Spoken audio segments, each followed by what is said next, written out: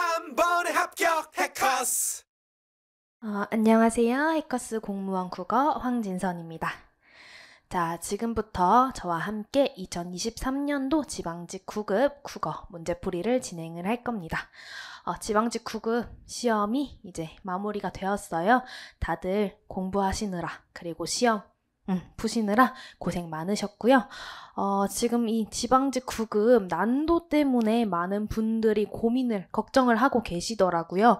사실 국어 과목 같은 경우에는 난도가 좀 평이하게 나왔기 때문에 100점을 받으신 분도 꽤 보이는 것 같고, 그리고 점수 자체는 높은 편인데 난도가 너무 좀 평이하고 쉬운 수준이었기 때문에 자신의 점수가 불안해서 어떡하나 걱정을 하시는 분들도 꽤 있는 것 같더라고요. 그런데 우리 시험 끝난 지 얼마 되지 않았잖아요. 그러니까 너무 그런 걱정, 마음의 부담을 가지지 마시고 그런 부담을 좀 덜으시고 충분한 휴식, 여유를 즐기시면 어떨까라는 생각이 듭니다. 어쨌든 지금부터는 문제풀이 진행을 해볼 건데, 본격적인 풀이에 들어가기에 앞서서 이번 국어 난도에 대한 총평을 먼저 말씀을 드려볼까 합니다. 자, 우선 2023년도 지방직 국어 시험에 대한 총평을 해보자면 전체 난이도는 중하 수준이었지 않나라는 생각이 듭니다. 지문 길이가 긴 것도 크게 없었고, 그리고 우리가 좀 쉽게 접할 수 있었던 것들 위주로 문제가 출제가 되었기 때문에 문제풀이에 큰 어려움은 없었을 것이라는 생각이 듭니다. 그리고 우리 이번 시험을 다른 시험과 비교를 해보자면, 우선 우리 4월에 진행이 되었던 2023년도 국가직 9급 국어 문제와 비교를 해보자면 난이도가 완전히 비슷했다라고 말씀을 드릴 수 있어요. 그리고 작년에 시행되었던 2022년도 지방직 9급 국어와 비교를 해보자면 작년에 비해서 난이도가 조금 낮아졌다라고 말씀을 드릴 수 있습니다. 그래서 이러한 난이도에 대한 것들을 조금 생각을 해보시고 혹시 만일 다음 시험을 준비를 하신다면 이런 것들을 좀 고려해서 공부를 하시는 것도 좋을 것 같다고 말씀을 드립니다. 그리고 이제 유형별로 난도 분석을 해보도록 하겠습니다. 우선 유형별로 문항수부터 간단히 말씀을 드려보자면 어법이 2문제가 출제가 되었고요. 어휘가 3문제, 그리고 비문학 11문제, 문학 4문제 이렇게 출제가 되었습니다. 문항수 같은 경우는 기존 시험과 크게 벗어나지 않은 방향으로 문제가 출제가 되었고요. 각 유형별로 하나하나씩 말씀을 드려보자면 어법의 경우는 이제 많이 줄었어요. 2문제가 출제가 되었는데 문장 성분 1문제, 한글 맞춤법 1문제 이렇게 출제가 되었습니다. 근데 문장 성분의 경우 우리 진짜 기본만 공부했어도 엄청 쉽게 푸실 수 있는 수준으로 문제가 출제가 되었고요. 한글 맞춤법의 경우, 어문 규정의 경우 사실 어법이라고 보기에도 애매한 게 혼동하기 쉬운 어휘와 관련된 문제가 출제가 되었습니다. 그래서 약간 어법과 어휘에 걸쳐진 문제가 출제가 되었다는 거. 근데 혼동하기 쉬운 어휘 중에서도 가장 기초적인 문제가 출제가 되었기 때문에 역시 어렵지 않았다는 거. 그리고 어휘 같은 경우는 3문제가 출제가 되었는데 우리 한자성어가 출제가 되지 않았다는 점이 좀 특이했습니다. 그리고 그래서 한자 어휘로만 3문제가 출제가 되었는데, 사실 그 한자 그 자체를 보고 얘의 훈과 음을 알아야지 풀 수 있는 문제는 1문제가 출제가 되었고요. 2문제의 경우에는 사실 문맥만 보고도 유추해서 쉽게 풀 수 있는 어휘 문제가 출제가 되었습니다. 그리고 비문학의 경우는 11문제가 이렇게 출제가 되었는데 중심 내용 찾기라든지 세부 내용을 이해하는 그런 사실 이해 문제가 3문제가 출제가 되었고요.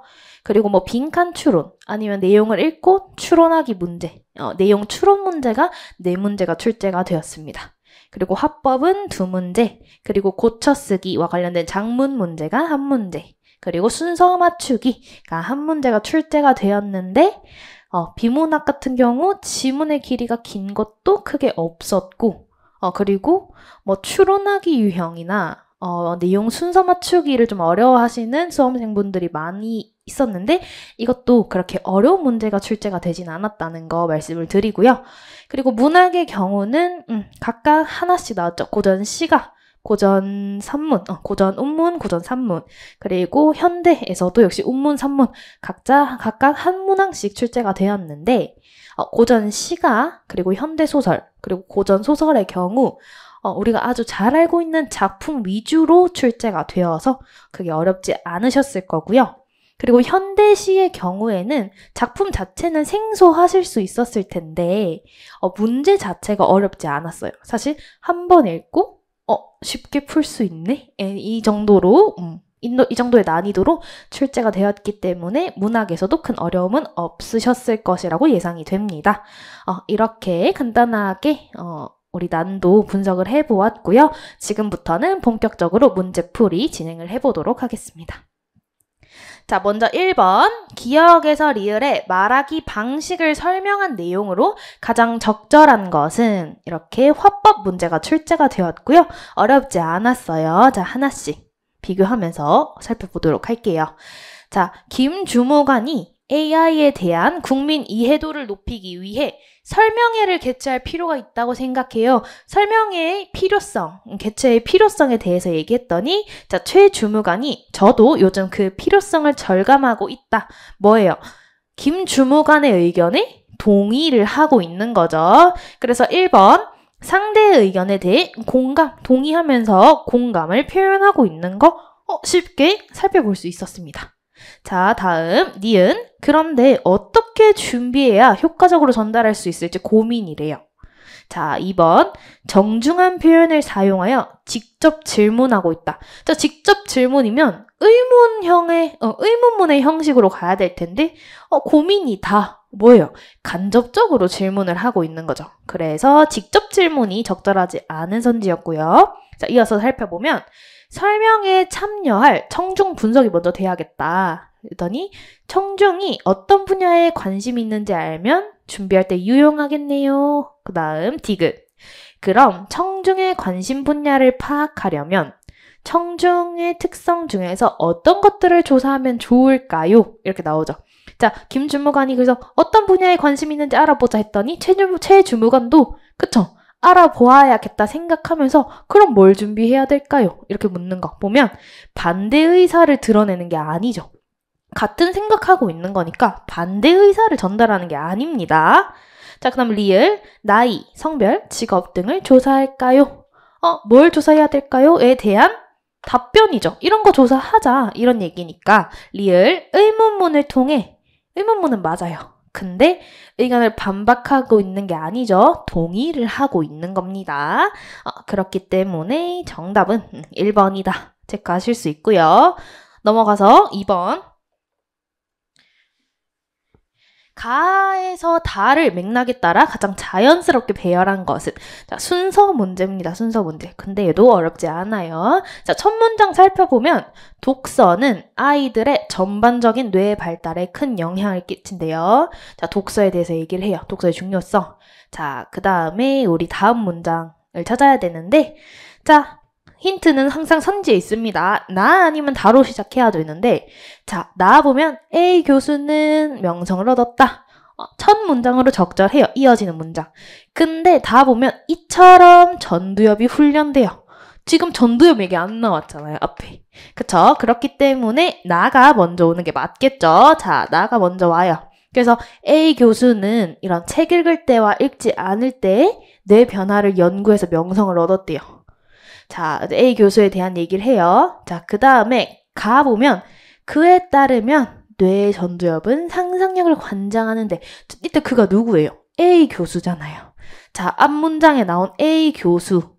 그에 따르면 이렇게 꼬리를 잡을 수 있겠죠? 그래서 적절한 흐름일 거예요.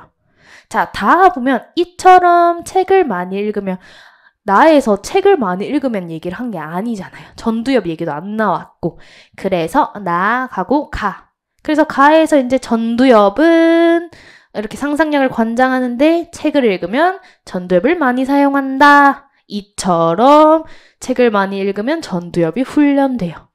이게 그대로 이렇게 꼬리 잡기가 되겠죠. 자, 그렇기 때문에 순서는 어떻게? 나, 가, 다 순서다. 그래서 정답은 1번이 되겠네요. 이렇게 순서 문제도 그렇게 큰 어려움 없이 푸셨을 거고요. 자, 이어서 3번 볼게요. 3번, 기억에서 리을을 설명한 내용으로 적절하지 않은 것은. 자, 이렇게 나와서 어법 문제인데 문장 성분 관련 문제고 얘도 어렵지 않게 엄청 쉬운 문제였어요. 완전 기본 문제.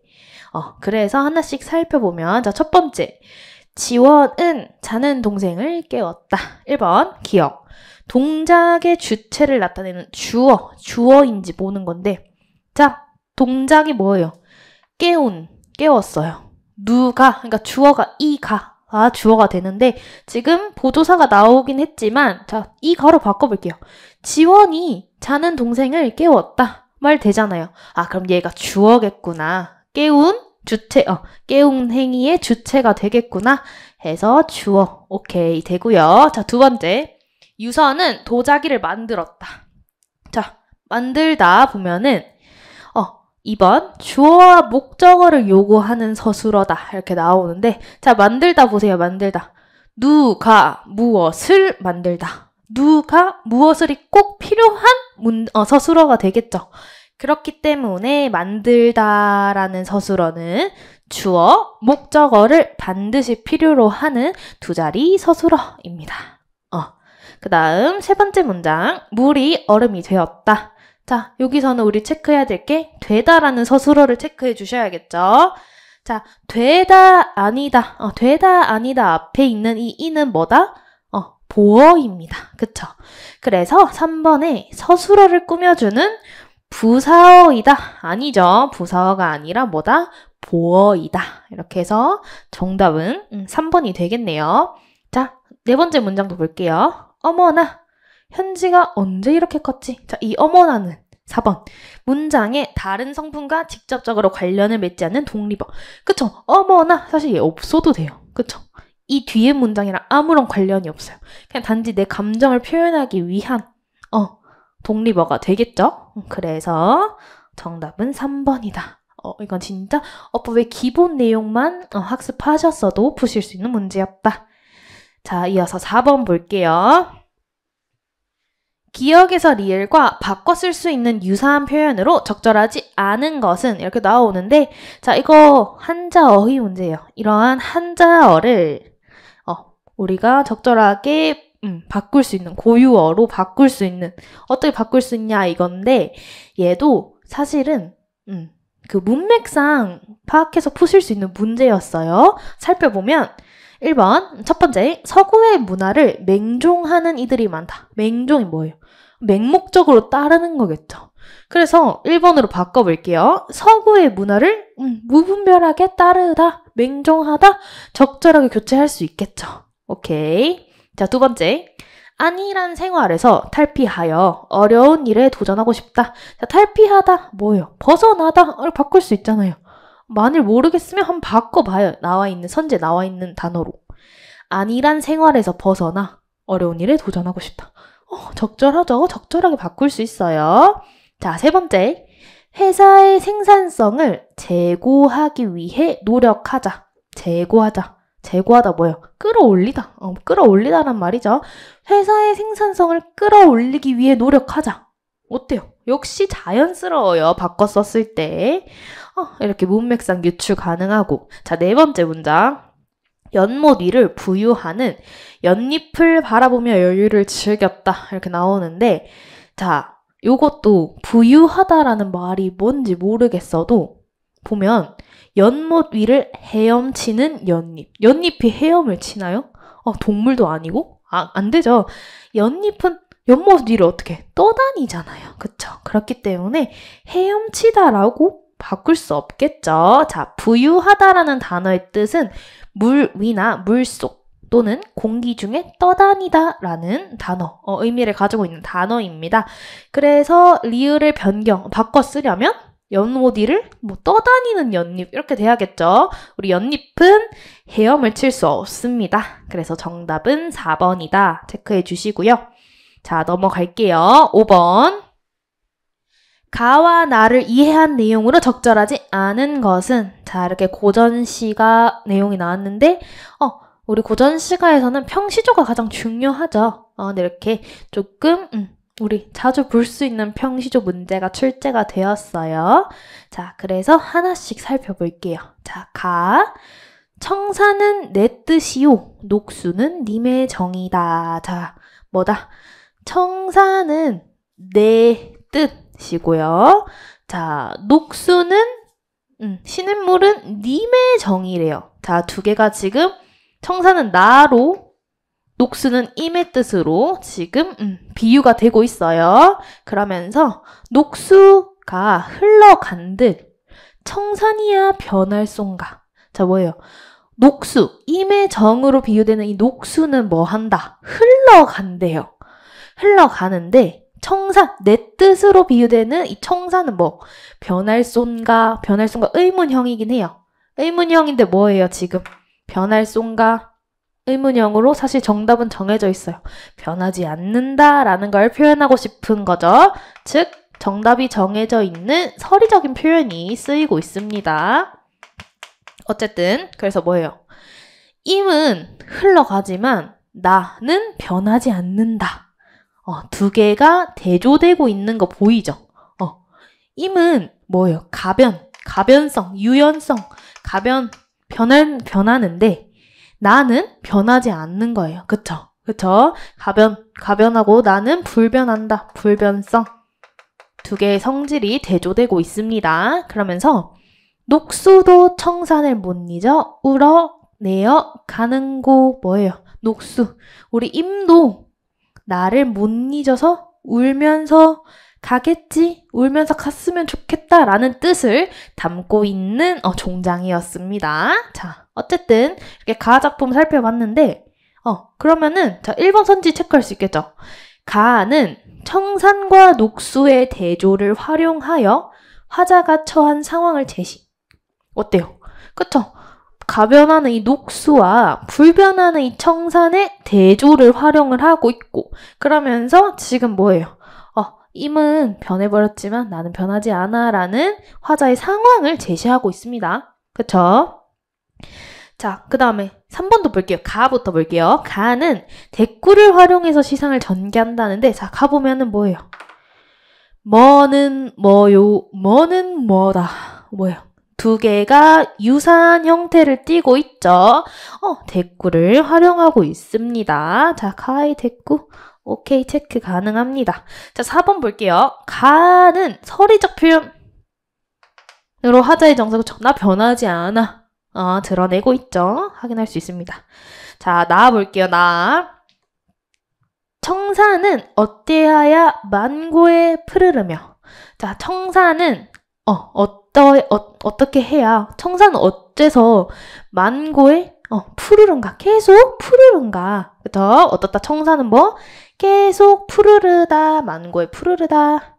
자, 유수, 흐르는 물. 유수는 어째서 주야, 뭐야, 낮과 밤을 그치 아니한고. 낮과 밤을 계속 흐르죠. 흐르는 물은 멈추지 않고, 낮과 밤을 가리지 않고, 계속 그치지 아니하는 거예요. 그래서 유수는 그치지 않는다. 그래서 우리도 그치지 마라. 만고상청하리라. 우리도 이 유수처럼 그치지 아니하고 그리고 이런 청산처럼 계속 항상 푸르르리라 라고 하면서 이 화자의 의지 변하지 않겠다. 우리도 이런 청산과 유수처럼 그런 의지를 드러내고 있습니다. 쉽죠? 어렵지 않아요. 자, 그래서 또 나 작품 살펴봤으니 나와 관련된 선지를 보자면 자, 2번. 나는 시각적 심상과 청각적 심상을 활용하여 주제를 강조하고 있다라고 하는데 자, 시각적 심상은 보통 모든 시 작품 있죠. 운문 작품에 다 시각적 심상이 들어가 있다고 생각하면 돼요. 왜냐면 뭔가를 보고 쓰는 거니까 당연히 시각적 심상은 들어가 있겠죠. 그리고 만일 그걸 잘 모르겠다. 시각적 맞나 해도 여기는 완전히 드러나죠. 푸르다. 그쵸? 이런 색채는 무조건 시각적 심상이니까. 오케이. 자, 그 다음에 청각적 심상을 찾아볼 건데 보면 일단 푸른 거 드러났고 이것도 흐르는 거, 밤낮 없이 흐르는 거 이게 청각과 관련된 건 아니죠. 계속 흐르는 걸 우리는 보는 거잖아요. 그러니까 얘도 시각적 심상인 거야, 시각. 그래서 나에서 우리가 특별한 청각적 심상을 찾을 수는 없다는 거. 그래서 정답은 2번이 될 거고, 자, 3, 4번도 남아있는 거 확인해 볼게요. 자, 3번에 나 대꾸 활용한다. 뭐는 어째야 뭐하며, 어때요? 유사한 형태가 반복되고 있죠? 대꾸 활용하고 있고, 자, 4번 나. 뭐뭐 하는고, 어째서 그치지 아니하는고 의문형인데 너가 그치지 않는구나. 이걸 말하고 싶었던 거잖아요. 그렇기 때문에 나 역시 서리적인 표현이 들어가 있습니다. 자, 그래서 5번의 정답은 2번이다. 체크하실 수 있고요. 넘어가서 6번 볼게요. 6번 다음 글의 중심 내용으로 가장 적절한 것은 이렇게 나오는데 자, 우리 중심 내용에서 가장 중요한 건 뭐다? 빠르게 읽어 나가는 겁니다. 그래서 뭐 예를 들어 이런 거는 진짜 막 빠르게 그냥 쭉쭉 읽어 나가셔야 돼요. 자, 그래서 같이 내용을 살펴볼게요. 교환 가치는 거래를 통해 발생하는 가치이며 사용 가치는 상품을 사용할 때 느끼는 가치다. 지금 교환 가치와 사용 가치에 대해 설명을 하고자 하나 봐요. 그래서 그러니까 교환 가치는 시장에서 결정된다는 점에서 객관적이라면 사용 가치 후자는 개인에 따라 다르다는 점에서 주관적이다. 두 개를 계속 설명해요. 상품에는 사용 가치와 교환 가치가 섞여 있는데 교환 가치가 아무리 높아도 나에게 사용 가치가 없다면 상품을 구매하지 않을 거다. 그래서 교환 가치와 사용 가치에 대한 설명을 쭉 해요. 그러면서 아직 뭐 중요한 내용이 나오진 않은 것 같아요. 하지만 이 같은 상식이 통하지 않는 경우를 종종 볼 수 있다. 앞에 나온 이거 그렇죠? 사용 가치가 없다면 구매하지 않을 거라는 이거에 대한 예를 이제 얘기를 하나 봐요. 예를 들어보자. 빠르게 읽어요. 공연 티켓을 판매하는데 이런 댓글을 보고서도 관심도 없던 이 티켓을 샀다. 이게 사용가치는 처음에 없었으나 댓글로 인해 사용가치가 있을 것이라고 잘못 판단한 것이다. 안타깝게도 그는 그 공연에서 만족하지 못했대요. 그러니까 남에게 휩쓸려서 사용가치를 나 이거 사용가치 있을 것 같은데? 라고 평가한 예시를 쭉 설명하고 있어요. 그러면서 이 사례에서 볼 때 뭐예요? 정리해 주겠다는 거죠. 이런 정리해 주겠다. 즉 요약하자면 이런 표현이 중심 내용에선 중요하죠. 건강한 소비를 위해서는 구매하려는 상품의 사용 가치가 어떤 과정을 거쳐 결정된 것인지 곰곰이 생각해 봐야 된대요. 그러니까 우리는 구매할 때 상품의 사용 가치가 중요하다. 나에게 얼마나 필요한가에 대한 고민 없이 휩쓸리면 뭐예요? 나에게 골칫덩이가 된다. 즉 뭐예요? 상품의 사용 가치를 결정함에 있어 나에게 얼마나 필요한지를 고려해라를 말하고 싶은 거겠죠. 자, 그래서 선지 보면 그거와 관련된 정답이 뭐예요?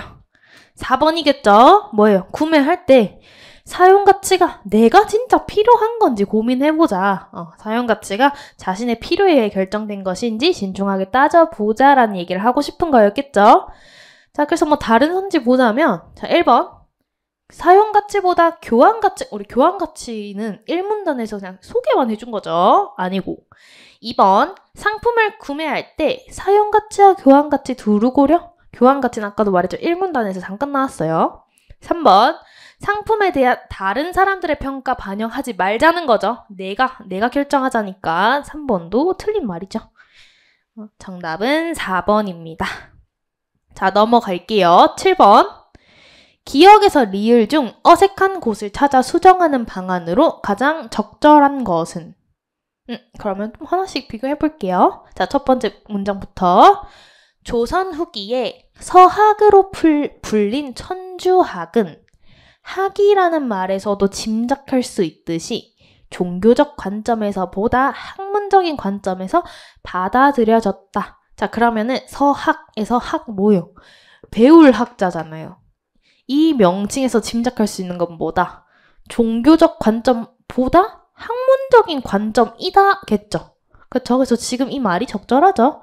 종교적인 관점에서로 수정하면 안 됩니다. 다음, 당시의 유학자 중 서학 수용에 적극적인 이들까지도 서학에 적극적인 이들까지도 서학을 무조건 따르자고 주장하지는 않았는데 뭐예요? 그쵸? 적극적인 사람들마저도 무조건 따르자고 주장하지 않은 거겠죠. 그쵸? 이렇게 까지도라는 게 나왔으니까 주장하지 않았는데 적절해요. 주장하였는데 아니죠. 서학은 신봉의 대상이 아니라 분석의 대상이었기 때문이다. 그들은 조선 사회를 바로잡고 발전시키기 위해 새로운 학문과 지식이 필요하다고 생각했지만 외부에서 유입된 사유 체계에는 양명학이나 고증학도 있었대요. 서학 말고 이러한 것들도 있어서 서학이 유일한 대안은 아니었죠. 그쵸? 이런 것도 있으니까 서학이 유일하진 않았다. 적절해요. 얘를 유일했다라고 수정하면 안 되겠죠. 자, 이어서 그들은 서학을 검토하며 어떤 부분은 수용했지만 반대로 어떤 부분은 지향했다. 자, 뭐예요? 어떤 것은 수용했고 그러면 어떤 것은 수용하지 않았다가 가야겠죠. 지향은 그걸 따르는 거니까 이것을 수용하지 않았다의 맥락으로 가려면 지향이 아니라 지양으로 가는 게 맞겠죠? 그래서 정답은 4번이다. 4번으로 고쳐주는 게 적절하다. 볼 수 있고 자 넘어서 8번 볼게요. 자, 아직까지는 그렇게 어려운 문제가 출제되진 않았죠? 이어서 8번 볼게요. 다음 글의 맥락을 고려할 때 빈칸에 들어갈 말로 가장 적절한 빈칸 추론 문제입니다. 자, 이것도 내용을 쭉 읽으면 쉽게 고를 수 있는데 자, 보면 능숙한 필자와 미숙한 필자는 계획하기 단계에서 뚜렷한 차이를 보인다. 전자는 이 과정에 오랜 시간의 공을 들인 반면 후자는 그렇지 않다. 계획하기는 글쓰기의 목적 수립, 주제 선정, 예상 독자 분석 등을 포함한다. 이 중 예상 독자 분석이 중요한 이유는 뭐 때문이다. 자, 지금까지는 뭐 이런 거 쭉 설명했고 계획하기. 자, 이제는 이게 중요하다. 아직 이거와 관련된 내용은 안 나왔죠. 그럼 뒤에부터 집중을 해주셔야 돼요. 뒤 문장. 글을 쓸 때 독자의 수준에 비해 너무 어려운 개념과 전문 용어를 사용하게 된다면 독자가 글을 이해하기 어렵대요. 글쓰기는 필자가 자신의 메시지를 독자에게 전달하는 행위라는 점을 고려하면 반드시 독자를 분석해야 한대요. 자, 뒤에 문장에서 그럼 계속 한 얘기가 뭐예요? 글쓰기는 독자에게 자신의 메시지를 전달하고 이해하게 하는 행위이기 때문에 예상 독자 분석을 해야 한다. 이런 말이 나오는 게 맞겠죠? 자, 그러면 선지 내용 볼게요. 뭐예요? 적절한 거. 3번이겠죠? 그쵸? 지워지니까 이렇게 볼게요. 뭐예요? 3번. 메시지를 효과적으로 전달하는 행위이기 때문에 그쵸? 이해하게 하고 메시지를 전달하는 거기 때문에 이거와 관련된 내용은 3번이다 라는 거 볼 수 있습니다. 다른 선지는 아예 말이 안 돼요. 자, 1번 보면 글쓰기 과정의 첫 단계? 아니죠. 뭐 첫 단계인지 알 수 없어요. 계획하기 이런 단계가 있는데 얘네가 첫 단계인지 알 수 없고 그리고 어려운 개념이랑 용어를 포함해야 된다? 이런 얘기 아예 나오지도 않았고 4번 글의 목적과 주제가 결정? 이것도 관련된 내용이 아예 없었죠. 그래서 정답은 3번이고요. 자, 이어서 9번 볼게요. 다음 시를 이해한 내용으로 적절하지 않은 것은 이렇게 나와서 기용도의 빈집이라는 현대 시 작품이 나오는데 자, 이게 조금은 생소한 작품일 수는 있어요. 근데 이게 지금 보면 표현법과 관련된 내용, 그리고 내용 자체도 그렇게 어렵지 않은 것을 물어보기 때문에 이거 그냥 쭉 한번 읽어보면 쉽게 푸실 수 있는 문제였어요. 자, 그래서 일단 작품부터 한번 간단히 살펴보면 사랑을 잃고 나는 쓴대요. 자, 화자의 처지를 알 수 있죠, 우리. 화자는 지금 뭐다? 화자의 상황은 뭐? 사랑을 잃었어요. 이별의 상황인 거죠. 자, 이별의 상황. 자, 이별했어요. 그러면서 이별을 했기 때문에 잘 있거라 짧았던 밤들아. 자, 밤에게 이제 잘 있어요. 이별을 했기 때문에 자, 너 잘 있어 밤아. 창밖을 떠돌던 겨울 안개들아. 아무것도 모르던 촛불들아. 공포를 기다리던 흰 종이들아. 망설임을 대신하던 눈물들아. 더 이상 내 것이 아닌 열망들아. 자, 지금 이건 뭐예요? 지금 동그라미 친 것들은 다 뭐냐면 사랑을 할 때 함께 했던 것들이에요. 이 화자가 사랑을 했던 대상이 있겠죠. 그 대상과 사랑할 때 함께 했던 것들이에요. 근데 이별을 함으로써 이제 얘네가 더 이상 같이 안 있을 존재들인 거예요. 그래서 나 이별했으니까 너네도 그냥 잘 있어라 우리. 너랑도 이제 끝이다. 이런 얘기를 하는 거겠죠. 자, 그래서 얘네한테 지금 이 동그라미 친 얘네들은 뭐다? 사랑할 때 함께 했던 것들.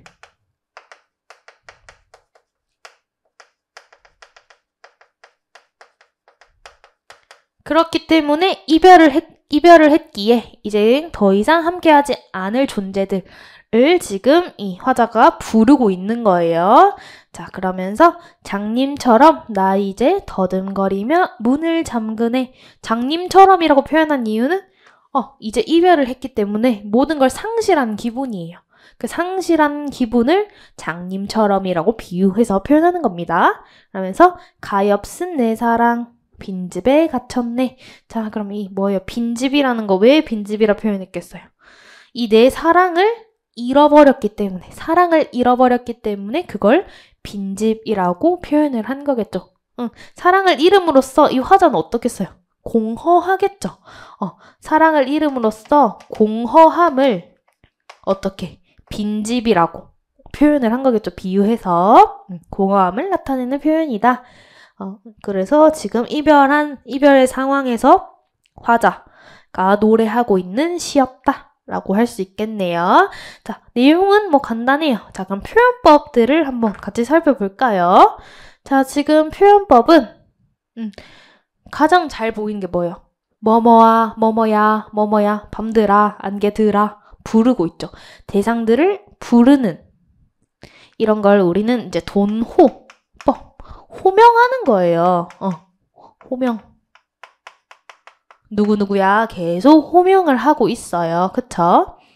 그리고 보면은 잘 있거라 이렇게 뭐예요? 뭐뭐라 이거를 우리 영탄적인 어조라고 하죠. 영탄법이 또 쓰이고 있는 것도 살펴볼 수 있겠네요. 그 다음에는 뭐 이런 비유적인 표현? 비유법도 지금 장님처럼 혹은 뭐 빈집 이렇게 비유가 쓰이고 있다. 이 정도 표현법으로 정리해보면 되겠죠? 그리고 뭐 반복법, 반복되고 있는 건 쉽게 볼 수 있으니까 반복법도 적어볼게요. 자, 뭐 이러한 표현 방식이 쓰이고 있다. 자, 그래서 선지 내용 살펴보면 자, 1번 대상들을 호명하며 안타까운 심정을 표현. 그렇죠? 대상들 부르면서 나 이제 이별해서 너네랑도 볼 일 없어. 화자의 안타까운 심정을 표현하고 있고요. 자, 2번 빈집은 상실감으로 공허해진 내면. 그렇죠? 집이 비었다고 하는 게 빈집은 뭐예요? 공허하잖아요. 그러니까 화자의 내면, 공허해진 내면을 빈집이라고 표현하고 있는 거고요. 그쵸? 이제 3번 영탄형 어조를 활용해 이별에 따른 정서. 잘 있거라. 나 이제 너 볼 일 없다. 잘 있어라. 라고 영탄형 어조로 이별에 대한 정서를 표현하고 있고요. 자, 4번. 글 쓰는 행위. 그쵸, 글 쓰는 행위. 이별해서 쓴다. 글을 쓰는 행위를 통해 잃어버린 사랑의 회복을 열망. 지금 뭐예요? 회복하고 싶다. 그런 얘기 아니죠.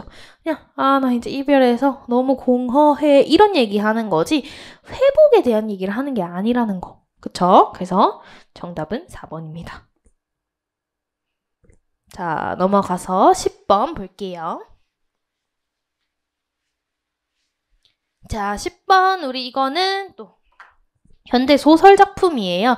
근데 우리 9켤레의 구두로 나온 사내에서 이 작품은 또 많이 접해보신 문학 작품일 거예요. 그래서 뭐 내용 자체도 수월하게 읽으실 수도 있었을 건데 사실 얘는 선지를 보면 내용을 묻는 문제가 아니에요. 뭐예요? 시점을 묻는 문제죠. 서술자가 전지적, 그죠? 서술자가 등장인물이 돼요. 시점을 묻는 문제이기 때문에 사실 얘는 내용을 막 다 꼼꼼하게 확인하지 않으셔도 빠르게 푸셨어야 하는 문제라는 거. 그래서 요거는 보면, 자, 선지부터 보면 1번 서술자가 등장인물의 심리를 전지적 위치, 뭐예요? 전지적 작가 시점인지.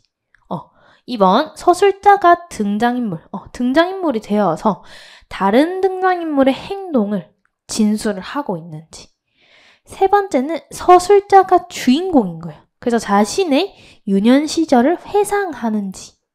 네 번째, 서술자가 주관을 배제하고 외부 관찰자, 주관 배제하고 관찰자 시점에서 사건을 이야기하는지 이것들을 살펴보면 되는데, 자, 사실은 여기 보면 일단은 나가 나와요. 나는 잊을 뻔했다.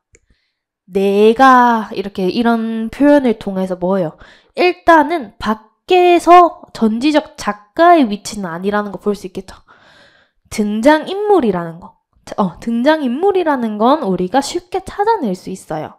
자, 그리고 보면 자, 그는 마치 성경책 위에다 오른손을 얹고 말하듯이 엄숙한 표정을 했다. 그쵸? 이런 거랑 또 뒤에 그의 착하디 착한 눈에 다시 수줍음이 돌아왔다. 그는 고개를 좌우로 흔들어 보였다. 이런 표현을 통해서 뭐예요? 내가 그를 보면서 그가 어떤 행동을 하고 있는지에 대해서 설명을 해주고 있잖아요. 그쵸? 그렇기 때문에 우리는 쉽게 얘가 정답이 2번이다라고 체크를 해주셔야 합니다. 그리고 내용 꼼꼼히 만약에 이렇게 난 이렇게 하면 불안해 하면은 내용을 빠르게 읽어 나가도 쉽게 그가 어떤 행동을 하고 어떤 말을 하고 있는지 진술해주고 있다는 거 쉽게 파악하실 수 있어요. 그래서 10번은 이렇게 넘어갈게요. 자, 이어서 11번. 다음 대화를 분석한 내용으로 적절하지 않은 것은? 그래서 얘도 하나씩 살펴볼게요. 자, 은지가 최근 국민 건강 문제와 관련해 설탕세 부과 여부가 논란인데 나는 부과해야 한다고 생각해. 그러면 당 함유 식품의 소비가 감소하고 질병이 예방되니 건강 증진에 도움이 돼 라고 하면서 자, 은지가 지금 첫 번째 발언을 해요. 자, 그래서 1번 선지를 체크할 수 있어. 첫 번째 발언에서 화제를 제시하고 있다. 화제가 뭐예요, 지금? 여기도 보면 설탕세 얘기하죠. 여기도 설탕세, 그러니까 화제가 설탕세 부과와 관련된 내용이에요. 화제 제시하고 있죠. 자, 운용이가 설탕세를 부과하면 당 소비가 감소한다고 믿을 만한 근거가 있니? 물어보죠. 그러니까 얘가 지금 은지가 뭘 했어요? 설탕세 부과하면 소비 감소돼 했더니 운용이가 그런 근거가 있어? 라고 하면서 근거를 말해줘 얘기를 하는데 자, 2번 보면 운용은 은지의 주장에 반대하고 있다.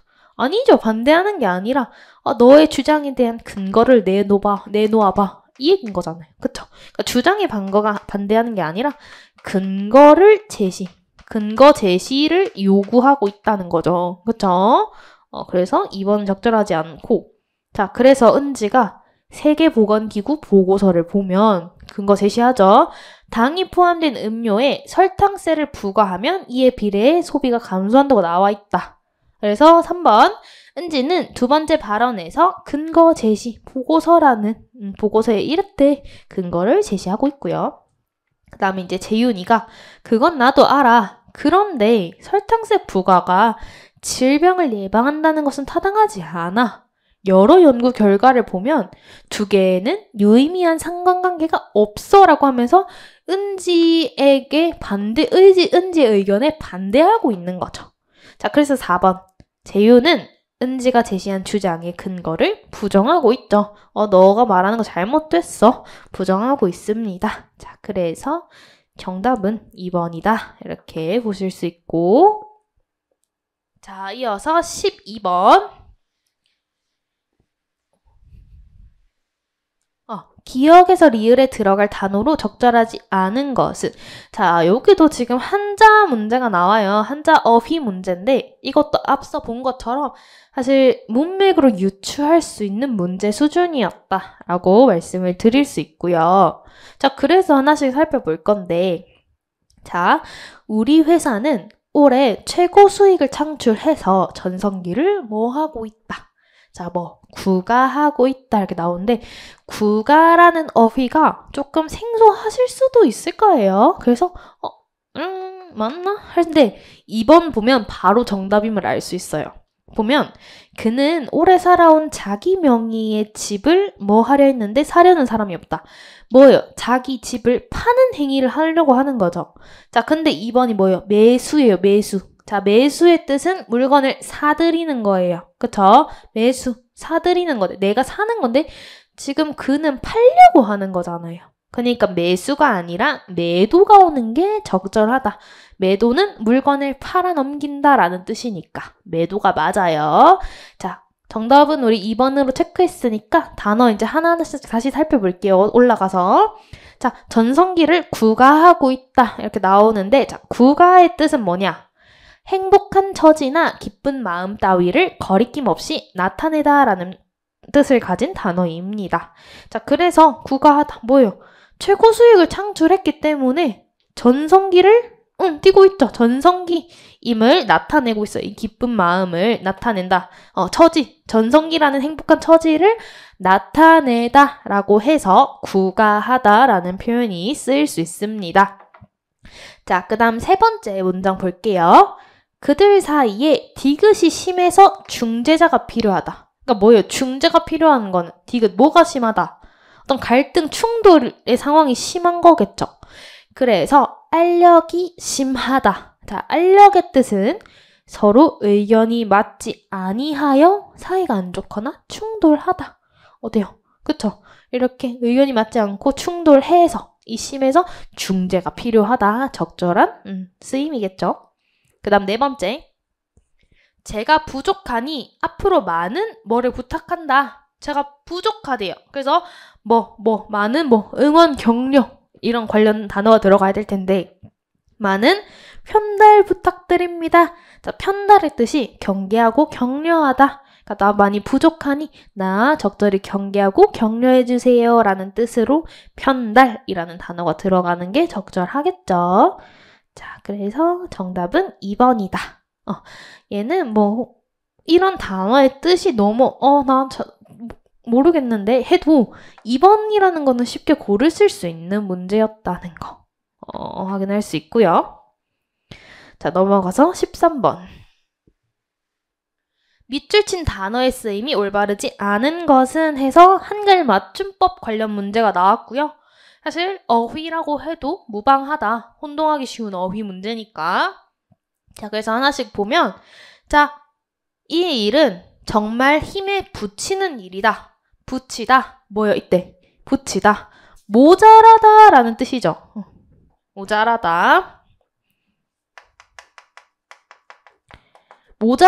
모자라다라는 뜻으로 힘에 모자란 일이다. 어때요? 힘에 붙인다. 적절하죠? 적절하고요. 자, 2번. 그와 나는 전부터 아름이 어디서 온다네요? 알다라는 용언에서 온 거잖아. 알다라는 용언. 그러니까 서로 아는 사이였다. 어때요? 아름. 적절하죠? 3번 대문 앞에 서 있는데 대문이 저절로 닫혔다. 자, 대문이 닫아지게 된 거잖아요. 스스로. 그쵸? 닫아지게 된 거예요. 대문이 능동적인 행동을 할 수는 없잖아. 그러니까 닫다에 비동사 접사 히가 들어가서 닫히다. 대문이 닫히다. 닫아지게 되다. 적절하죠? 자, 4번 경기장에는 걷잡아서 1000명. 이것도 많이 나왔어요. 많이 나온 어휘로 자, 우리 구분을 해주셔야 되죠. 걷잡다와 걷잡다 구분을 해주셔야 되는데 자, 이거 어떻게 보면 된다? 말씀드렸냐면 이거는 수업 시간에 말씀드린 적이 있어요. 자, 이 겉은 우리 거두어로 외워주시고 이건 진짜 그 겉으로 보아서 할 때 이 겉으로 보는 거예요. 그래서 이 걷잡다는 거두어 잡다. 그러니까 쓰러지는 것을 거두어서 붙잡다 라는 뜻으로 쓰이는 단어고요. 이 것은 겉으로 보아 대강 겉으로 보아 이렇겠다 라고 할 때 쓸 수 있는 단어예요. 자, 그래서 4번 뭐예요? 경기장에 겉으로 대충 보니 1000명 정도 온 것 같더라. 가적절한 쓰임이겠죠. 그래서 걷잡아서 가 쓰이는 게 적절했겠죠. 그래서 얘는 정답이 4번이다. 이렇게 보실 수 있습니다. 그래서 얘도 어법 어렵진 않은 기존에 연습이 충분히 됐다면 쉽게 바로 푸실 수 있는 수준의 문제였다 말씀드리고요. 자, 넘어가서 14번. 기역에서 디귿의 한자 표기로 올바른 것은 이렇게 나오는데 자, 얘는 이제 한자 오기 중에 진짜로 이 한자 훈과 음을 알아야 되는 문제였다는 거. 근데 그렇게 어려운 수준의 문제는 아니었어요. 얘도 쉽게 우리가 뭐 기본서 이런 데 나와 있던 한자 어휘이기 때문에 좀 얘도 그렇게 어려운 수준의 어휘 문제는 아니라는 거. 자, 그래서 첫 번째 기역. 복지부 장관 할 때 장관이죠. 자, 이때 지금 1번 기역 선지 보면은 장관 이렇게 나와 있는데 두 개가 사실 이거는 쉽게 우리 어떤 기관이나 어떤 단체의 우두머리라는 의미를 가질 때 어떤 직책의 의미를 가질 때는 길장자를 쓰는 게 맞죠? 맞아요. 이거 쉽게 길장자를 골라주셔야 되는 문제였고요. 자, 두 번째 보면은 박주무관은 사유지의 국유지 편입으로 발생한 주민들의 피해를 보상하다. 자, 보상하다가 나오죠. 지금 보면 보자가 이렇게 두 개가 나와요. 근데 사실 두 보상 전부 다 적절하게 쓰이는 단어거든요. 그리고 의미도 비슷해요, 사실은. 자, 그래서 얘는 조금 헷갈리실 수도 있었을 텐데, 그래도, 자, 디귿에서 확실히 구분이 되셨을 거예요. 어쨌든, 자, 이 보자와 이 보자에서. 자, 이 보자는 돕다 보자죠. 도울 보자. 그리고 여기는 갚을 보자. 갚다 의미를 가진 보예요. 자, 그래서 이 돕다 보가 쓰인, 도울 보자가 쓰인 보상 같은 경우는 진짜 피해가 발생했어. 피해가 발생해서 내가 널 도와준다의 의미로 피해, 손해에 대한 보상의 의미를 가질 때에는 이 도울 보자, 돕다 보자가 쓰이는 게 적절해요. 그리고 갚을 보자 있죠. 이 갚을 보자가 들어가는 보상의 경우는 내가 누군가에게 빚을 진 거예요. 아니면 무언가를 빌렸어요. 그거를 갚는 행위를 할 때 보상으로는 이 보상이 맞는 거예요. 그래서 두 개 구분을 해주셔야 돼요. 근데 지금 어쨌든 피해를 보상하는 거니까 도울 보자가 들어가는 게 적절하다라는 거 봐주시면 되고요. 자, 그 다음에 세 번째 김주무관은 부서 운영비와 관련된 결제. 이거는 너무 많이 나오고 연습이 무조건 되었어야 하는 단어죠. 그래서 이 결제는 말을 제자를 써서 결제하다. 승인과 관련된 또 문서에 대한 승인한다 뭐 이거 결제. 그때는 이 말을 제자를 써서 이렇게 쓰임이 들어가는 게 적절하죠. 자, 그리고 이거는 뭐예요? 이건 애초에 지금 틀렸죠, 맞춤법이. 이건 결제자죠, 건널제. 해서 이 제자로 우리 뭐 어떤 거래에 있어서 결제하다 할 때 쓰이는 결제예요. 그래서 세 개 다 적절한 한자 표기는 1번이다. 봐주시고요. 자, 이어서 15번 볼게요. 15번. 다음 글에서 추론한 내용으로 적절하지 않은 것은? 자, 추론 문제고요. 자, 얘도 쭉 한번 살펴볼게요. 우리는 개별적으로 고립된 채 살아가는 존재일 수 없다. 사회 속에서 여럿이 모여 복수의 상태로 살아갈 수밖에 없는 존재라는 것이다. 우리는 고립되지 않은 복수의 상태로 살아가는 존재래요. 그래서 복수의 상태로 살아가는 우리는 종적인 차원에서 보면 보편적이고 동등한 존재다. 그러나 우리는 각각 유일무이성을 지닌 단수이기도 하다. 자, 우리는 복수이기도 하고 유일무이한 단수이기도 하대요. 두 개의 성질을 복합적으로 가졌어요. 자, 지금 제가 노란 줄 친 거 이거는 좀 집중해서 봐야 되는 거기 때문에 실제로 문제 풀 때 아마 이렇게 밑줄을 치셔서 푸셨을 거라고 생각해요.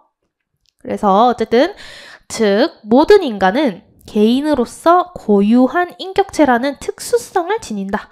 단수, 유일무이 특수성. 그러면서 사회 속에서 우리는 보편적 복수성과 특수한 단수성을 겸비한 채 살아가고 있다. 앞에서 한 얘기 한 번 더 정리하죠. 복수성, 단수성. 그래서 우리는 다원적인 존재래요. 이러한 존재들로 구성된 다원적 사회에서는 어떠한 획이라도 시도되어선 안 된다. 우리가 이 사회에 살아가기 위해서 타인을 포용하는 공존의 태도가 필요하다. 공동체 정화 등을 목적으로 유일무이성을 제거하는 것은 사회의 다원성을 파괴하는 일이다. 자, 그래서 지금 제가 이렇게 노랗게 색칠한 것들이 중요한 내용들이죠. 중요한 내용들이에요. 그래서 이런 거는 아마 다들 푸실 때 체크하셨을 거예요. 자, 이를 바탕으로 추론해 볼게요. 자, 선지 1번. 우리는 고립된 상태에서 단수로 살아가는 존재가 아니다. 그쵸? 첫 번째에서 고립되지 않은 복수의 상태라고 했잖아요. 그러니까 1번 오케이. 자, 2번. 우리는 다원성을 지닌 존재로서 포용적으로 공존해야 한다. 자, 뭐예요? 우리 다원적인 존재. 그래서 타인 포용하며 공존하자. 그쵸? 확인할 수 있고요. 자, 세 번째. 개인의 유일무이성을 보존하려는 제도는 복수성을 침해한다. 자, 뭐예요? 우리 뭐라고 했냐면 유일무이성을 제거하는 것은 파괴하는 일이니까 즉 뭐예요? 유일무이성을 보존하자 이런 얘기였죠. 그래서 보존하는 게 복수성 침해한다가 아니죠. 이런 내용이 나오지가 않았어요. 오히려 제거하는 것이 문제다. 였지 보존이 문제다라는 내용은 담기지 않았습니다. 자, 4번. 개인의 특수한 단수성을 제거하려는 시도는 다원성을 파괴하는 결과. 특수한 단수성이 뭐예요? 유일무이성과 관련된 내용이잖아. 유일무이성 단수. 그쵸? 그러니까 유일무이성을 제거하는 게 다원성을 파괴하는 일이라고 마지막 문장에서 얘기했기 때문에 정답은 3번으로 추론하실 수 있었습니다. 자, 이어서 16번 볼게요. 자, 춘향전이라고 하는 우리 또 익숙한 고전 산문 내용이 나왔어요. 근데 얘도 보면은 표현법과 관련된 내용이 나왔기 때문에 그런 것들 위주로 찾으셨어도 문제를 쉽게 푸실 수 있었다는 거. 그래서 한번 살펴볼게요. 그래서 일단 선지부터 간단히 보면, 자, 선지 1번. 동일한 글자를 반복함으로써 리듬감 조성. 자, 그러면 동일한 글자가 반복되는지 한번 살펴볼 거고. 2번. 숫자를 활용하여 주인공의 상황을 제시. 숫자 활용하는지 볼 거예요. 3번. 대화를 통해 주인공의 내적 갈등이 해결되는지. 대화로 갈등 해결. 자, 4번. 유교적 가치를 담고 있는 말을 활용해서 주인공의 의지, 유교적 가치를 담고 있는 말이 나오는지 볼 거예요. 자, 그래서 볼게요. 매우 치라 소리 맞춰 넓은 고래에 벼락치듯 소리쳐 딱 붙이니 춘향이 정신이 아득하여 에고 이것이 웬일인가? 일자로 운을 달아 우는 말이 일편단심 춘향이 일정지심 먹은 마음 일부 종사하쨌더니 일신난처 이 몸인들 일각인들 변하리라. 1월 같은 맑은 절개 이리 힘들게 마르시오. 자, 지금 이 첫 문장만 봐도, 첫 문단만 봐도 지금 숫자가 활용되는 거 보이죠? 일자로, 일편단심, 일정지심, 일부종사. 그쵸? 이렇게 해서 숫자가 활용이 되고 있어요. 그쵸? 그런 거 확인할 수 있습니다. 그래서 이 숫자로 뭐예요?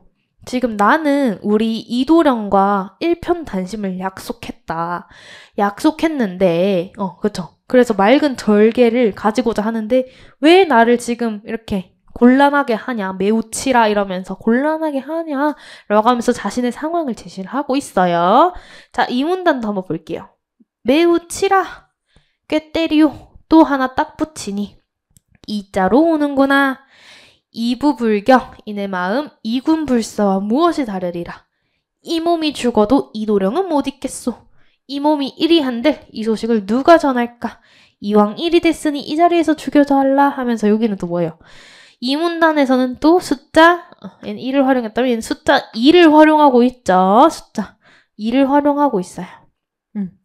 그리고 또 이어서 보면 매우 치라 했더니 또 3자로 오는구나. 삼청동 도련님과 삼색연분 맺었는데 3강을 벌이라소. 자, 여긴 또 이제 3이라는 숫자가 활용되죠. 계속 숫자를 활용하면서 지금 나는 우리 이도령과 함께 할 거야. 계속해서 라는 자신의 얘기를 하고 있습니다. 자, 그래서 쉽게 2번 선지는 확인할 수 있고요. 자, 그리고 자, 1번 동일한 글자 반복한다. 보면 모든 문단 시작이 뭐냐? 매우 치라입니다. 물론 숫자를 활용해서 숫자가 계속 반복되고 있기도 하고요. 그리고 이런 글자가 또 이러한 문장이 반복되는 거 리듬감을 조성하고 있다는 거 볼 수 있고요. 자, 3번에서 내적 갈등. 자, 지금 뭐예요? 나는 이도령과 평생을 함께 하기로 했는데 지금 뭐예요? 나를 지금 괴롭히고 있는 이 상황이잖아요. 근데 이러한 상황, 갈등 상황이 어떻게 해요? 해결이 안 되고 있어요, 끝까지. 그쵸? 에고 서러운지로 라고 하면서 마무리가 되고 있죠. 그러니까 내적 갈등이 해결되고 있지는 않아요. 그쵸? 해결되고 있지 않습니다. 계속 지속되고 있는 거 확인할 수 있고요. 자, 4번에 유교적 가치 담고 있는 말 보면 이부불경 뭐냐면 내가 우리 남편이죠. 남편 부자, 지압이 부자예요. 두 남편을 공경하지 아니한다. 그쵸? 이부불경. 두 남편을 공경하지 아니한다. 요거 임금군자예요. 두 임금을 섬길사. 섬기지 아니한다. 그러니까 두 임금 안 섬기는 것처럼 나도 남편 2명 안 공경해. 그러니까 난 이도령과만 함께 할 거야. 이 얘기를 하는 거죠. 유교적 가치를 담고 있는 단어입니다. 그래서 주인공 의지 드러내고 있죠. 그래서 정답은 3번이다. 확인할 수 있고요. 자, 이어서 17번 볼게요. 17번. 다음 글을 이해한 내용으로 적절하지 않은 것은 자, 세부 내용을 묻는 문제이고요. 자, 그래서 선지부터 간단히 체크하고 읽어볼게요. 자, 1번. 전기수는 글을 모르는 사람들에게 소설을 구현했대요. 자, 2번. 차람은 알고 지내던 사람에게 대가를 지불하고 책을 빌려보는 방식. 3번. 문헌에 의한 유통이 시간과 공간의 제약이 적었다. 4번. 새 작가가 성행한 원인은 구매보다 빌리는 비용이 적기 때문이다. 자, 이런 내용들이 나오면 하나씩 체크를 해볼게요. 자, 보면 고소설의 유통 방식은 구현에 의한 것과 문헌에 의한 유통으로 나뉘는데 구현에 의한 유통은 구연자가 소설을 사람들에게 읽어주는 방식으로 글을 모르는 사람, 글을 읽을 수 있지만 남이 읽어주는 것을 선호하는 이들을 대상으로 이루어졌다. 자, 글을 모르는 사람 아까 체크했었잖아요. 그쵸? 글을 모르는 사람에게 구연을 한대요. 구연자가. 구연자는 전기수로 불렸다. 그러면은 전기수는 글을 모르는 사람에게 소설 구연을 통해 돈을 벌던 직업입니다. 를 통해서 1번 선지 확인할 수 있어요. 하지만 이 방식은 문헌에 의한 유통에 비해 시간과 공간의 제약이 많아서 유통 범위를 넓히는 데 뚜렷한 한계가 있었다.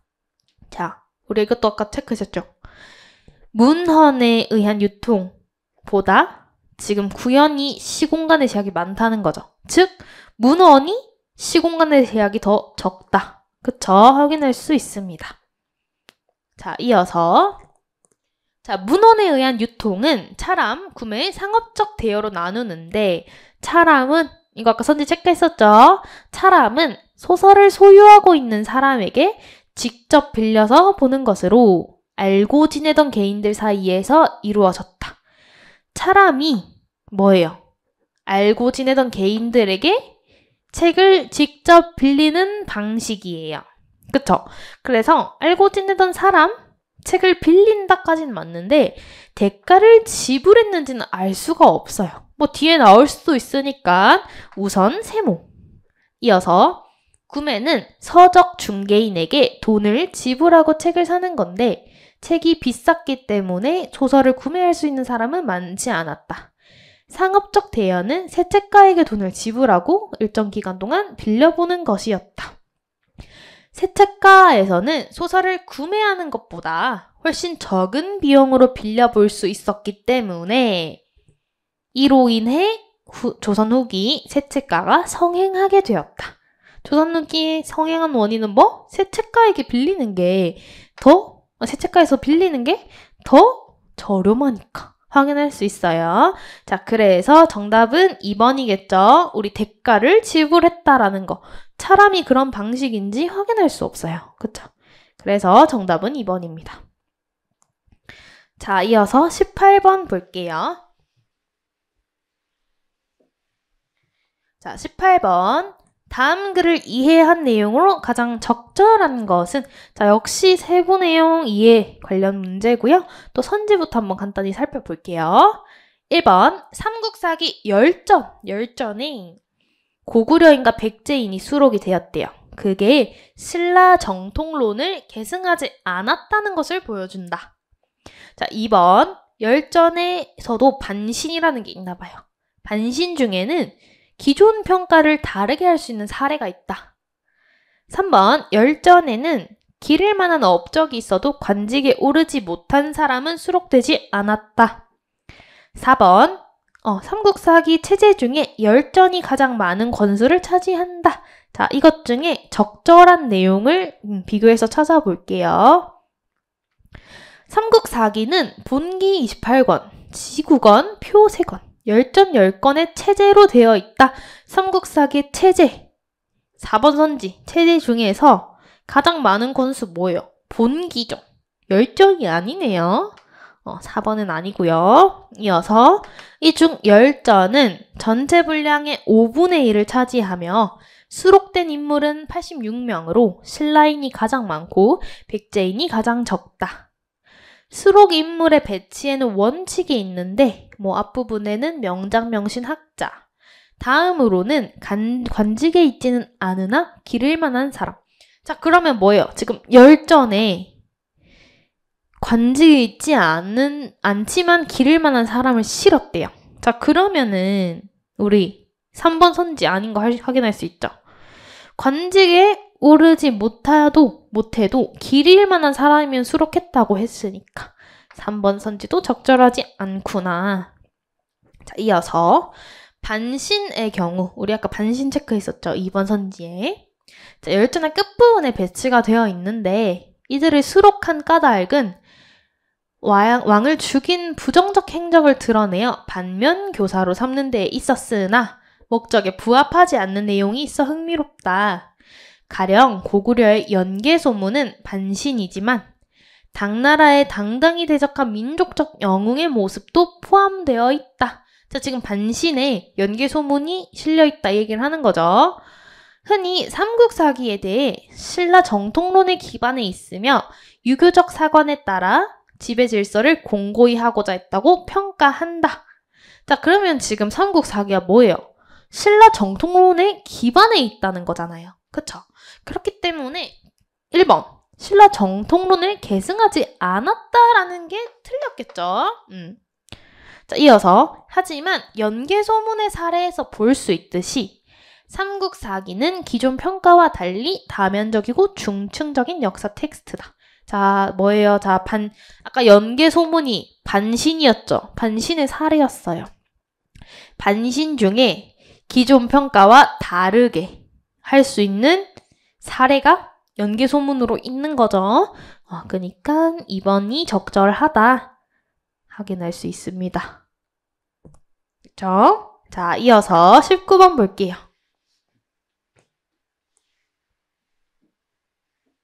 자, 19번. 다음 글에서 추론한 내용으로 적절하지 않은 것은 추론 유형이니까 또 글을 한번 꼼꼼히 읽고 선제로 가볼게요. 프랑스에서 의무교육 제도를 실시하면서 정규 학교에 입학하기 어려운 지적 장애야 학습 부진화를 가려내고자 했대요. 이에 기초학습 능력 평가를 목적으로 최초의 IQ 검사가 이루어졌다. 이 검사를 통해 비로소 지능을 구체적으로 수치화하고 객관적으로 비교할 수 있게 되었다. 그렇죠? IQ 검사가 최초에 시행됐어요. 이런 지적 장애한 학습 부진화를 가려내고자. 어쨌든 이후 오랫동안 IQ가 높으면 똑똑한 사람, 그렇지 않으면 머리 좋지 않고 부진한 사람으로 판단을 했대요. 물론 IQ가 높은 아이는 그렇지 않은 아이에 비해서 읽기, 계산, 사고 기능과 관련된 과목에서 높은 성취도를 보였대요. 이는 IQ 검사가 언어 이해력, 어휘력, 수리력을 측정했기 때문이다. 학습의 기초 능력을 측정하는 IQ 검사에서 높은 점수를 받은 아이는 동일한 능력을 측정하는 학업 평가에서도 높은 점수를 받을 가능성이 크대요. IQ가 높으면 이렇다. 하지만 문제는 IQ 검사가 인간 지능 중 일부만을 측정한다는 점이다. 자, 지금 꼼꼼히 읽었어요. 그쵸? 자, 기억해서 선지 내용 볼게요. 1번, 최초의 IQ 검사는 학습 능력이 우수한 아이를 고르기 위해 아니죠. 최초의 IQ 검사가 왜 시행됐어요? 이런 정규학교에 입학하기 어려운 아이들을 가려내고자 기초 학습 능력 평가를 목적으로였어요. 그쵸? 그러니까 우수한 아이들, 인재들을 골라내기 위해가 아니었던 거죠. 1번 적절하지 않고요. 자, 2번 IQ 검사가 만들어지기 전에는 지능을 수치로 비교할 수 없었다는데 이것도 1문단에서 확인할 수 있어요. 최초의 검사를 통해 비로소 지능을 구체적으로 수치화할 수 있게 됐대요. 그럼 이 검사가 시행하기 전에는 그렇지 않았다는 거니까 2번 확인할 수 있죠. 자, 3번. IQ가 높은 아이라도 전체 지능은 높지 않을 수 있다. 마지막. IQ 검사는 지능 중 일부만 측정하기 때문에 전체 지능은 높지 않을 수 있겠죠. 확인할 수 있고요. 자, 4번에 IQ가 높은 아이가 읽기 능력이 좋을 확률이 높다. 이거 아까 IQ가 높은 아이는 여러 능력이 있다 했어요. 그 중에서도 읽기에 높은 성취도를 보이는 경우가 많다고 했어요. 그러니까 읽기 능력이 좋을 확률이 높다는 것도 추론할 수 있겠죠. 추론할 수 있어요. 그래서 정답은 1번이다. 이렇게 보실 수 있고요. 자, 이제 마지막 20번이에요. 자, 20번이 보기 2번 국어. 지방직 9급 국어 문제 중에 가장 어려운 문제가 아니었나 라고 말씀을 드릴 수 있을 것 같아요. 그래서 얘는 좀 꼼꼼하게 내용을 살펴보셨어야지 정답을 적절히 추론하실 수 있었다. 아마 많은 분들이 좀 가장 어려워하셨을 거다. 아마도 오답률이 가장 높은 문제가 아닐까라고 추측이 됩니다. 자, 어쨌든 우리는 또 꼼꼼하게 내용을 한번 읽어보고 선지 살펴보도록 할게요. 자, 어쨌든 20번 다음 글에서 추론한 내용으로 적절하지 않은 것은 이렇게 나와요. 그래서 보면 한글은 소리를 나타내는 표문자여서 한국어 문장을 읽는데 학습해야 할 글자가 적지만 한자는 음과 상관없이 일정한 뜻을 나타내는 표의 문자여서 한문을 읽는데 익혀야 할 글자 수가 훨씬 많다. 자, 지금 한글과 한자를 비교하고 있어요. 그쵸? 한글은 표문자, 한자는 표의 문자다. 그래서 이러한 번거로움에도 한글과 달리 한자가 갖는 장점이 있다. 한글에는 동음이의어가 존재하죠. 즉, 형태와 음은 같은데 뜻이 다른 단어가 많아 글자만으로 의미를 파악하지 못하는 경우가 많다. 뭐가 한글이 동음의의어가 존재하는데 하지만 한자는 그렇지 않다. 예컨대 한글로 사고라고만 쓰면 이 사고의 의미가 뜻밖의 발생한 사건이 될 수도 있고 혹은 생각한다의 의미의 사고일 수 있겠죠. 그러니까 우리는 한글이면 그걸 구별할 수 없어요. 왜? 동음이의어니까. 한자로 전자는 이렇게 사고, 후자는 이렇게 사고로 표기해요. 그러니까 우린 이 한자를 보면 뭐예요? 바로 뜻을 알 수 있다는 거예요. 그쵸? 동음이의어가 없어서. 자, 그런데 한자는 문맥에 따라 같은 글자가 다른 뜻으로 쓰이지는 않지만 다른 문장 성분으로 사용되기도 해 혼란을 야기한다. 가령, 자, 애인이 있어요. 애인은 문맥에 따라 애인, 뭐냐면, 자, 적어볼까요? 애가 인을 수식하는 관형어일 때도, 즉 뭐예요? 예를 들어 사랑할 애자잖아요. 사랑하는 사람 이렇게 되면 이 애자가 사람을 수식하는 관형어가 될 수도 있고요. 그쵸? 관형어. 혹은 인을 목적어로 삼는 서술어일 때도 있다. 즉 뭐예요? 이때는 사람을 인이 목적어이고 사랑하다 이렇게 서술어일 때도 있다는 거죠. 즉 이 애자가 관형어가 될 수도 있고 이렇게 서술어가 될 수도 있다. 이렇게 글이 마무리가 됩니다. 자, 그래서 선지 볼게요. 자, 1번. 한문은 한국어 문장보다 문장 성분이 복잡하다. 자, 아마 다 이렇게 선지를 읽고 뭐지? 전부 다 정답인데? 틀린 게 없는데? 이렇게 생각하신 분들이 많을 거예요. 자, 근데 1번은 약간 좀 애매하게 꼬아놓은 거다라고도 말씀을 드릴 수 있어요. 자, 보면 한자가 뭐냐면 같은 한자예요. 그쵸? 같은 한자인데 얘가 어떨 때는 관형어로 쓰이고 어떨 때는 서술어, 그러니까 문장 성분이 다르게 사용된다. 라는 거예요. 자, 근데 1번 보면 한문은 문장 성분이 한국어보다 문장 성분이 복잡하다래요. 이거는 뭐냐면 이 한자가 다른 문장 성분으로 사용이 될 수도 있다는 거지. 한 한자가 문장 성분이 더 많다, 복잡하다라고 얘기는 할 수 없겠죠. 그쵸? 우리 한국어에는 뭐 딱 정해져 있다. 뭐 주어, 서술어, 뭐 보어 이렇게 다 정해져 있는데 부사어 이런 식으로. 근데 한문은 우리 한국어보다 더 많이 존재해. 더 복잡해, 체계가. 이런 얘기가 나온 게 아니잖아요. 그쵸? 이 하나의 한자가 문맥에 따라 가끔은 뭐 서술어가 되고 가끔은 관형어가 된다 이런 얘기일 뿐이지. 한국어보다 더 많이 체계가 복잡해 뭐 이런 얘기를 한 건 아니잖아요. 그쵸? 그래서 얘는 좀 어려웠어요. 정답은 1번이에요. 그래서 자, 2, 3, 4번도 한번 볼게요. 근데 2, 3, 4가 완전히 적절한 선지예요.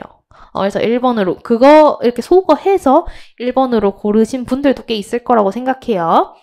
자, 그래서 2번 보면 자, 정수, 자, 깨끗하게 하다. 고요하다 정자잖아요. 그쵸? 그럼 얘가 문맥상 깨끗하게 한 물일 때 얘가 정자가 수를 수식한다. 이렇게 나오는데 자, 그럼 뭐예요? 지금 수가 물이잖아. 물이고 고요할 정자가 뭐예요? 깨끗하게 한 물을 수식하는 관형어잖아요. 그쵸? 깨끗하게 한 관형어잖아. 관형어. 그쵸? 관형어이기 때문에 물을 수식한다. 적절한 선지죠? 자, 그 다음 3번. 에인에서 에의 문장 성분이 바뀌더라도 에는 동음이의어가 아니다. 자, 동음이의어는 뭐예요? 뜻이 다른 거죠. 형태와 음은 같은데 뜻이 다른 거. 자, 근데 아까 문장 성분이 바뀔 때 이렇게 나오죠. 이때 관형어일 때 뜻은 뭐예요? 사랑하다죠. 서술어일 때 뜻 뭐예요? 사랑하다죠. 문장 성분이 바뀌는데 뜻은 안 바뀌어요. 그러니까 얘가 동음이의어라고 할 수 없겠죠. 그러니까 동음이의어가 아니다. 적절하고요. 자, 4번. 의사만으로는 병을 고치는 사람인지 의로운 지사인지 구별할 수 없다.